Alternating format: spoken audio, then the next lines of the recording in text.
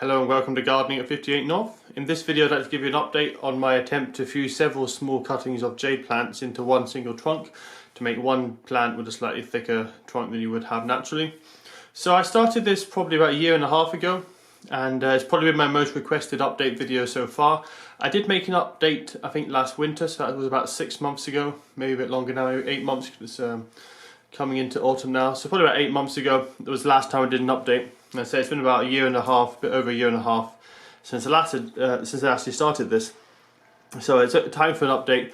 Now the reason I haven't been doing a huge number of updates is because it's actually been very slow at growing. And the reason for that is I think I've tied the rope very tightly to hold them together so they would fuse, but this has restricted the amount of sap and nutrients that can flow up and down from the roots to the top half, and this has slowed down the growth, so that's why it's grown slowly.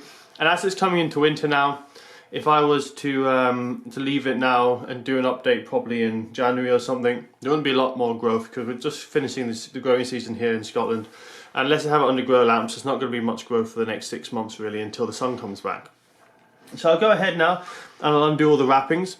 On the original video, I think it was this darker section of string that I put on, and the more recent update, I had to move some of the lower leaves and put on this new section around here to try and increase the height of the trunk.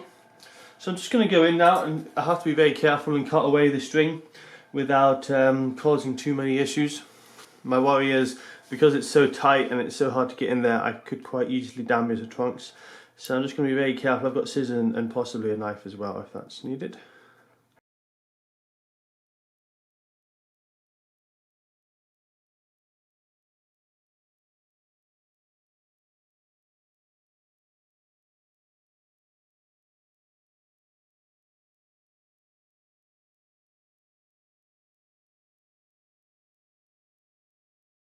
So you can see from that there's been absolutely no fusing of the stems, unfortunately. What is interesting to note though is they're obviously relying on each other, because as soon as I separated them they have started to fall apart. So that shows you there that they were relying on each other for strength and support, which is probably why they've remained so thin, and they've just kind of fallen apart as I've separated them. So the reason that they haven't fused is the bark is still intact. I was hoping with the amount of pressure on there the bark might thin and they might self-fuse, because it does happen in the wild. But I think when you think about what happens in the wild when two branches touch to each other, there's normally quite a lot of rubbing as well with the wind. So what will happen is the wind will rub the bark away, that'll expose the layers underneath that can grow and fuse together, and then they'll touch together and fuse. So because there's been no rubbing with the wind or anything, these haven't been able to fuse. So what I'm going to do now is I'm going to tie them up again, but this time I've got to make some cuts in the bark, so that way that they're touching each other, the actual parts of the stem that transport the water and the nutrients up and down will be touching it, and there'll be some active cells that can then grow and fuse together.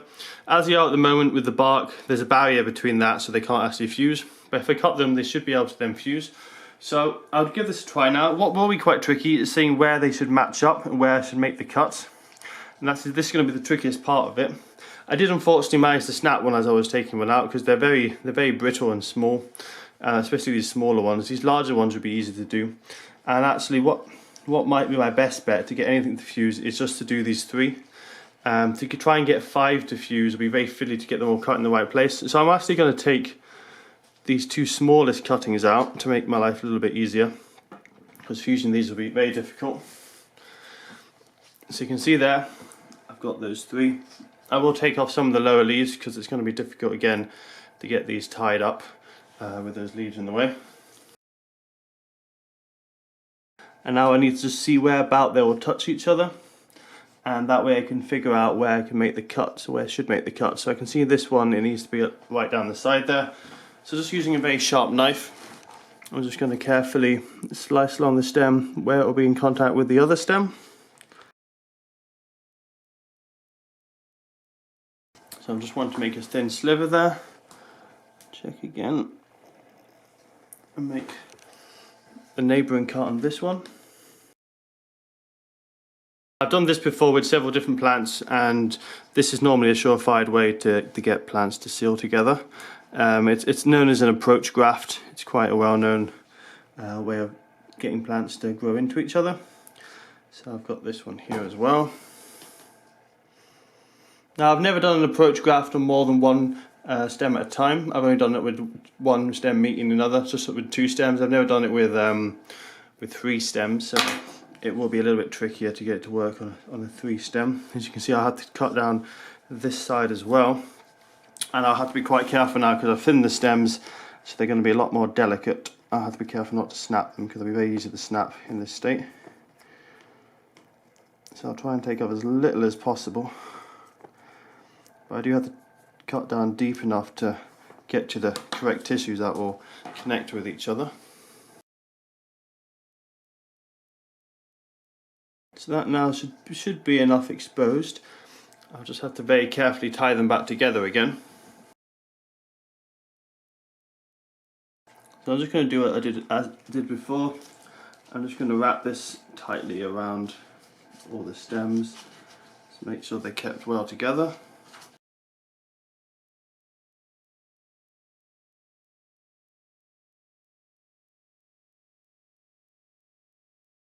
So that's now wrapped up. They're also still a bit loose because of they haven't got the other smaller cuttings in there. So I'm just going to go and get something to support them with. So I'm just going to support them with a stick like that.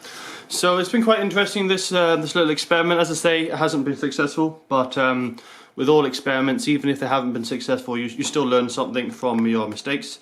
So in this example, the reason they haven't fused, as I said before, is because the bark was in the way. It wasn't able to make the cambium layers touch together and fuse. And I'll just get a stick and show you basically what the cambium layers are. So this is just one of the cuttings that I had before. Unfortunately, the stem's quite thin, so to show the cambium layer, it might not be possible with this.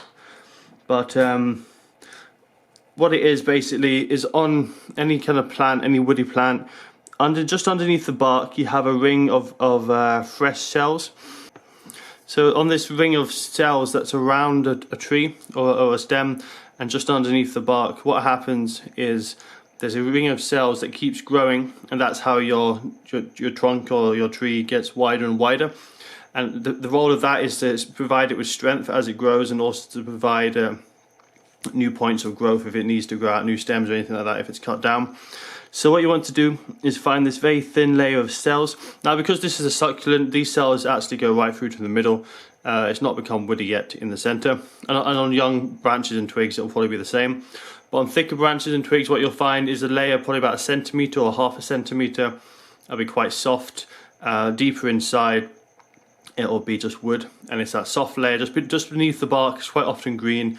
If you go a bit deeper, it goes white, and it's really that great, very thin green layer that you want. That's the cambium layer. That's got active cells so it can grow and grow. And if you touch 2 cambium layers together, they'll quite often fuse, and that's how basically grafting works. So with this, because the cambium layer wasn't exposed, they weren't able to graft. There was a layer of bark in between, in the way, to stop it from grafting.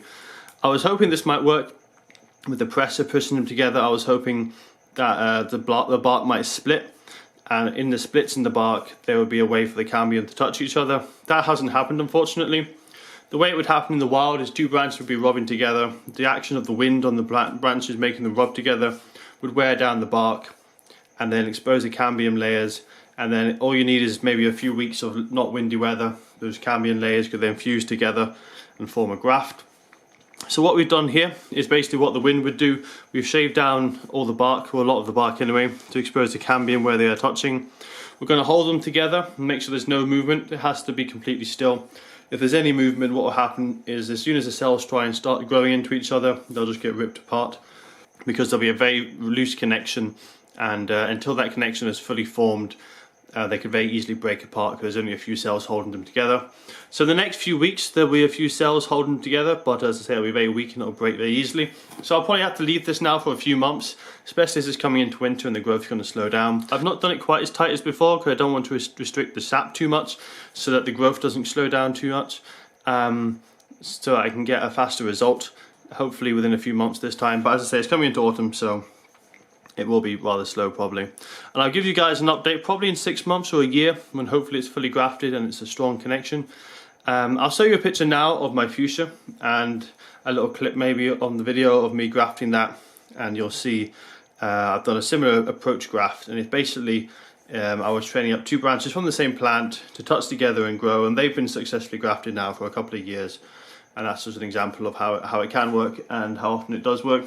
But as I say, on this occasion, this experiment, it didn't, but it does show that you really do need to break the skin on the plant or the bark to expose the cambium layer so they can actually fuse. I'm wanting the 2 bits that I've cut be pressed up tightly against each other, hopefully without snapping them. That's the key. They seem to have grafted together quite nicely. You can see the ridges there. That's because I had the rope very tight.